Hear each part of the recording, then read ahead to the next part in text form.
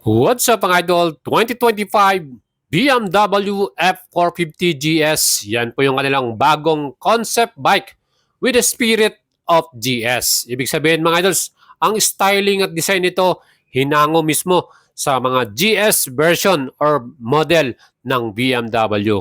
Makikita naman po yung pinaka front face niya. Yan po yung iconic beak at iconic na headlight design ng bagong GS 1300.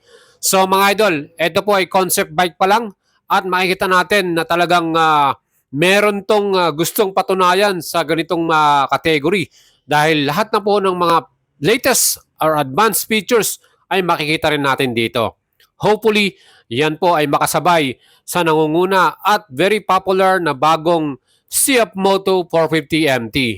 Well, nakita naman po natin with this 450cc engine na kanilang ilalagay. Twin cylinder inline engine with 125 degrees firing order.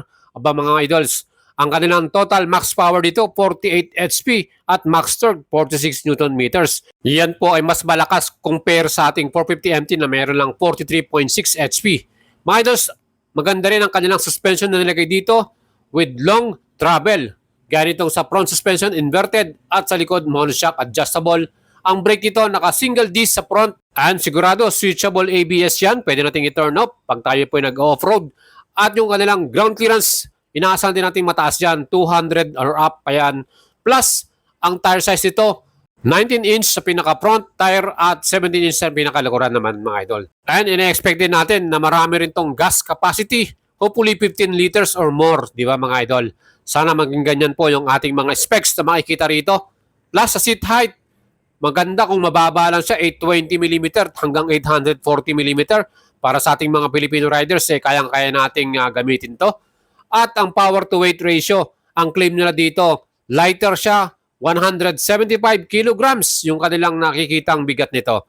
Hopefully, lahat po yan ay mangyari with the BMW GS styling at syempre yung kanilang headlight design, yung matrix design, plus yung iconic na big style nito.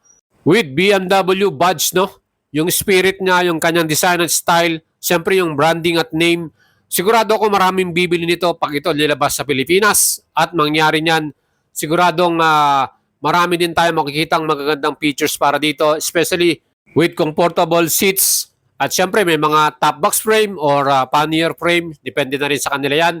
At ang category kasi na target nila rito, pwede itong pang on-road or off-road ready.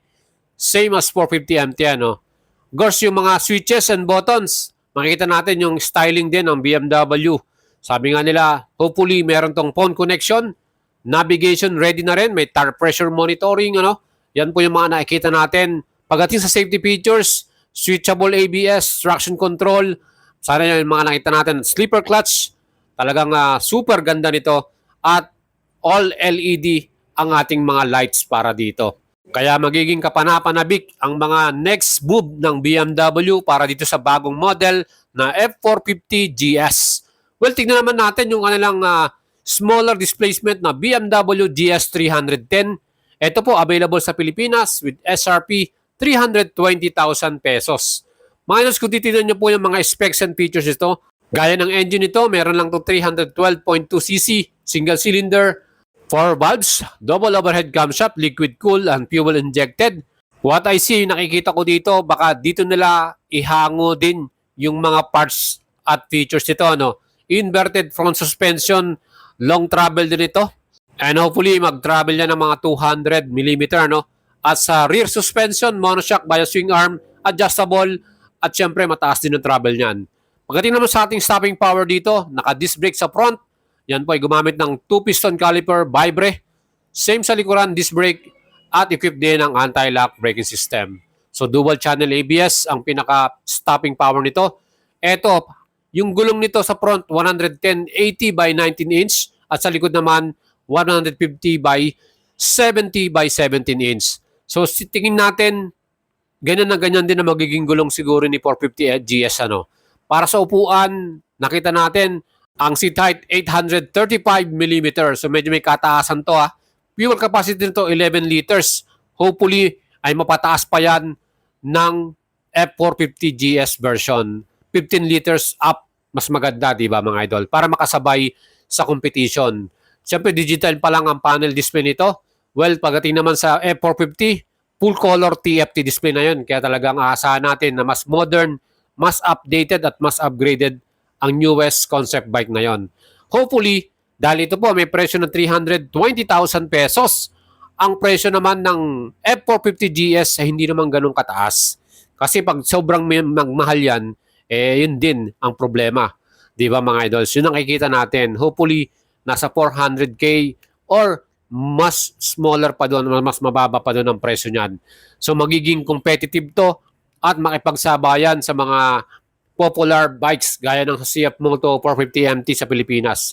So mga idol, tingnan din natin ang magiging sitwasyon kung talagang gagalingan pa ng BMW. Kasi to ang BMW GS 310 ay may total weight na 175 kilograms.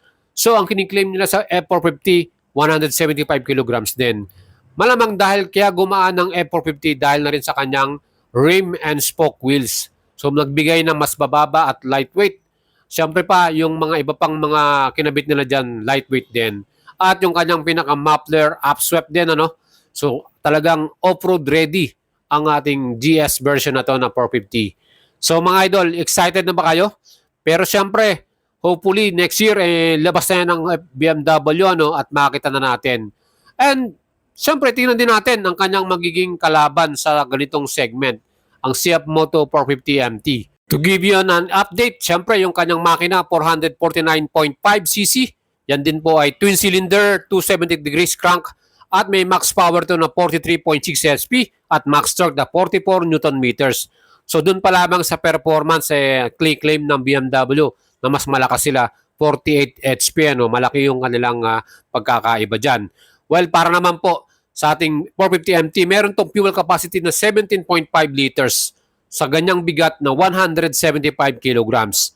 Ang kanyang suspension, 41mm KYB. Inverted forks pa yan at yan din po ay meron travel na 200mm. Plus ang likuran, monoshock, KYB brand din, adjustable. At kaya nagustuhan din natin to, mababang seated ito, 820mm. Kaya maraming Filipino rider ang nagkagusto dito.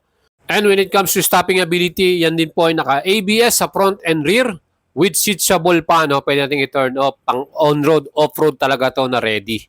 Plus yung tires niyan, 21-inch yung kanyang pinaka-front. Yan po ay CST tire, off-road ready rin. At 18-inch naman sa pinakalikuran. So hopefully yan din ang makita natin. Naka-spoke and wheels na rin to. Plus ang ground clearance 220mm. Napakataas din.